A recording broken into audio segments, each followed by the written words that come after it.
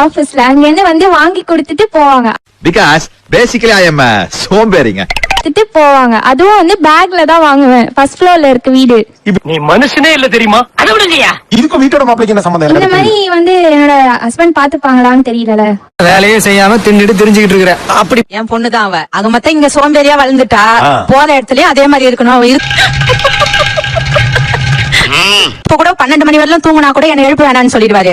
Daily ஒரு office கிளம்பின பிறகுதான் எழுப்புவேன். 7 மணிக்கு அப்படியே ஏசி பாக்ஸ் மேல காக்கா உட்காந்து அதை போய் விரட்டி விட்டு வருவாரு. ஏன்னா அந்த சத்தத்துல புள்ள எழுந்துருமா. ஏண்டா களவா இருந்தாலும் ஒரு நியாயம் வேணாமாடா? அப்பா கூட இருந்தா வீட்டோட மாப்பிள்ளை ஒருத்தர் வந்துட்டாருன்னா இந்த சௌரியத்தெல்லாம் என்ஜாய் பண்ணிட்டே இருக்கலாம். கடைசி வரைக்கும் அப்படியே ஹாப்பியா இருக்கலாம். உங்க 3 பேர் வச்சுனே சமாளிக்க முடியல. இதுல 2 பொண்ணுக்கும் கல்யாணம் பண்ணி 2 தலைவலியை வெளியில இருந்து கூப்பிட்டு வந்து நான் எப்படி சமாளிக்கிறது? அப்ப அம்மாக்கு வேலை அதிகமாகுதுலாமா? நீங்க சௌரியமா இருக்கிறத பத்தி பாக்குறீங்க. ஆமா, ஏன் அப்படி கேளுங்க, அறிவு வரட்டும். கொஞ்சம் செல்ஃபிஷா தான் யோசிக்கிறேன். கொஞ்சம் இல்ல.